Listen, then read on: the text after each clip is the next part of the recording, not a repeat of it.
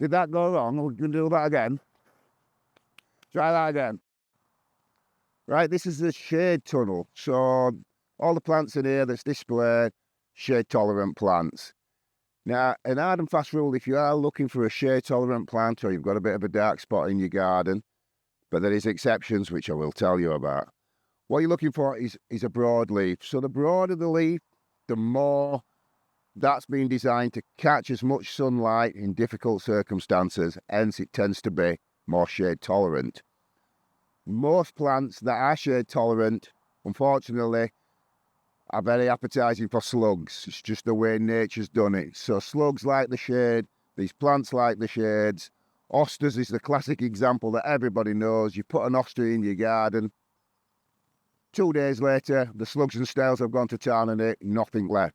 And unfortunately, slug pellets is the best effective control we've got over slugs. So, nice Brunnera, blue flowers, a bit like your forget-me-nots.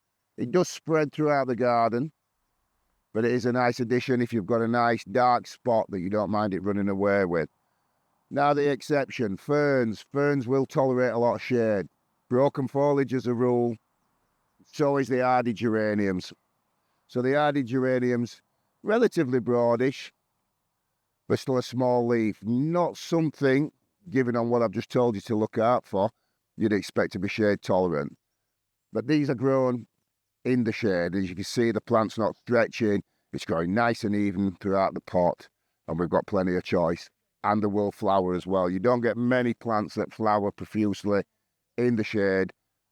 The geranium, the hardy geranium, the true geraniums, that most certainly will. Fern fact, Paul.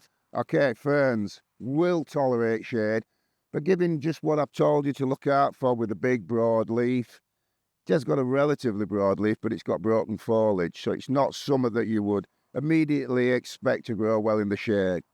But they're growing in the shade here. We've got ferns at the bottom of the tunnel where it's more shaded. They're growing very happily. They're not stretching, they're not pulling. Fantastic little plant to have in a corner, especially if you're looking for a woodland effect. If you've got a big tree in the garden, you've got some nice snowdrops and bluebells underneath it for spring, fern's a fantastic addition to that area of the garden. Okay, do you like that? I hope that works.